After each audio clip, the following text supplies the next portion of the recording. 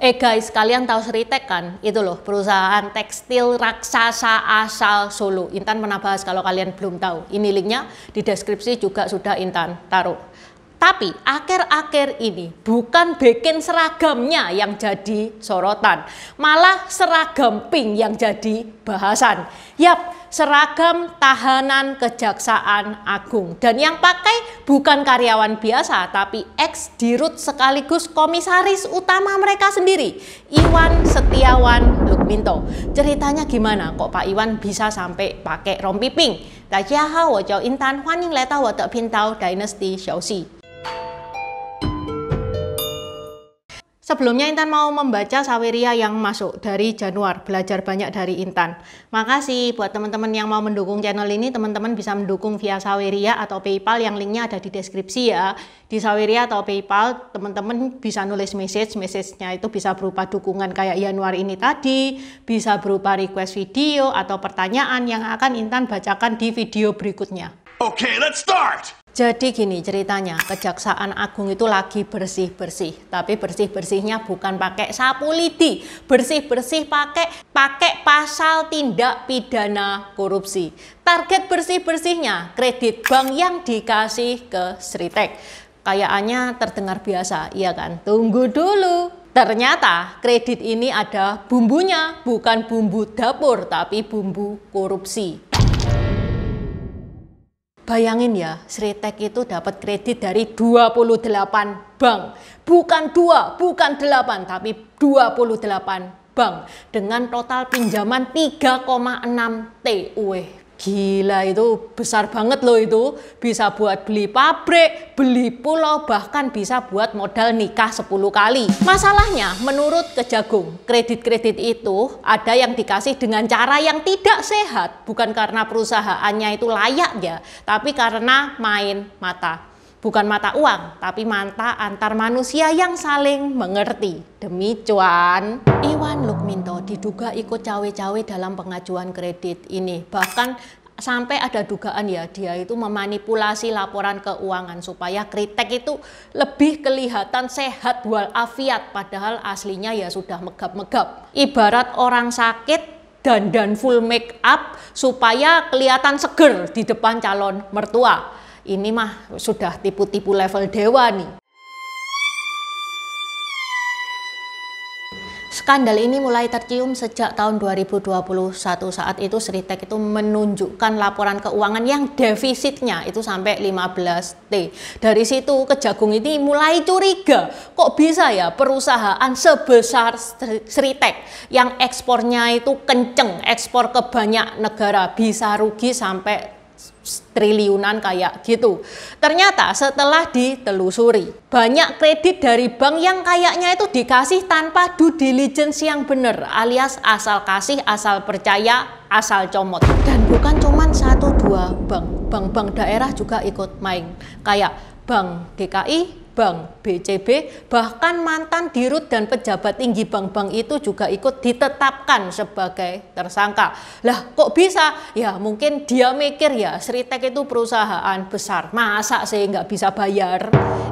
Jangan salah. Perusahaan yang besar itu guys, belum tentu perusahaan yang kuat. Perusahaan yang terkenal, belum tentu perusahaan itu jujur. Menurut Kejagung, akibat drama ini, negara itu bisa rugi sampai 692 M. Itu baru dari hasil hitung-hitungan sementara, belum final, bisa jadi lebih besar kalau dikorek lebih dalam. Jadi jangan heran ya kalau sekarang itu Kejagung itu rajin banget ngorek-ngorek kasus ini. Karena tiap korekan itu bisa menambah nilai kerugian. Tapi yang rugi itu bukan negara doang, ribuan buruh juga ikut jadi korban. Iya, mereka yang tiap hari kerja di balik mesin jahit, ngurus benang, bikin seragam, malah sekarang ditinggal begitu aja. Sampai hari ini THR dan pesangon puluhan ribu buruh itu belum juga dibayar, nihil. Syong, padahal THR itu meskipun ya cuman setahun sekali, itu bagi mereka bagaikan hujan di musim kemarau. Lah ini bukannya dapat THR malah dapat PHP. Banyak dari mereka yang kehilangan penghasilan, nasibnya nggak jelas kayak gimana, ini bagaikan ditinggal pas sayang-sayangnya tuh. Sritek sendiri guys, itu sebenarnya bukan perusahaan sembarangan. Dulu mereka itu bahkan jadi kebanggaannya Solo. Bahkan sempat ekspansi itu sampai gede-gedean. Tapi ya gitu, kalau ekspansi itu tidak disertai dengan perhitungan yang pas, tidak disertai dengan tanggung jawab, ya akhirnya masuk berita, bukan Forbes tapi berita kriminal. Pak Iwan Lukminto itu anak dari Pak Lukminto. Dia pewaris tahta tekstil.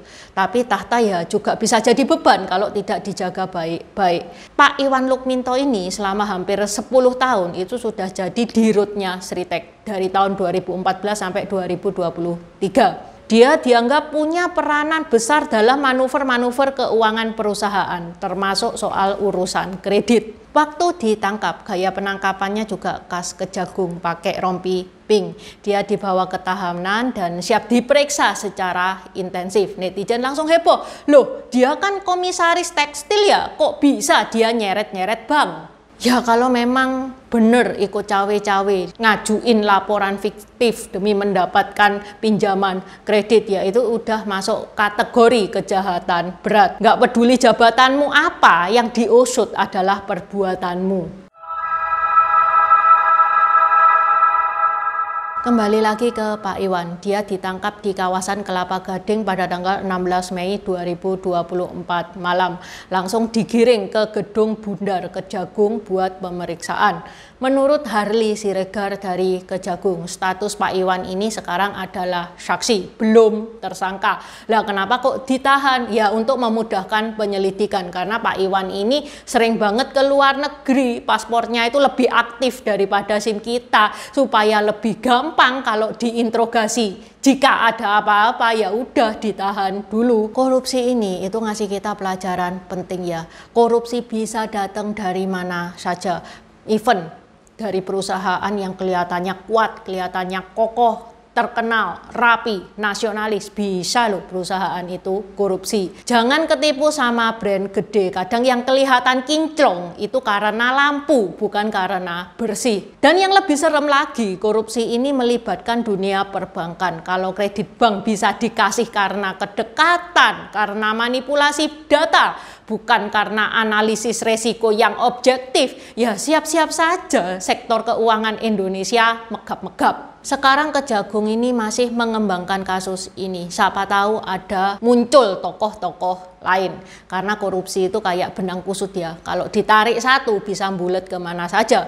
Dan kita sebagai rakyat cuman bisa nonton sambil ngelus dada, sambil nyeruput kopi. Guys, kita harus kritis ya. Karena kadang even yang utang itu adalah perusahaan, yang rugi negara.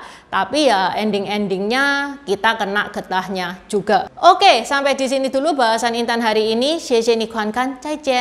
Terima kasih udah nonton channel ini sampai habis. Dukung aku terus berkarya dengan klik subscribe dan bunyikan lonceng di bawah ya guys.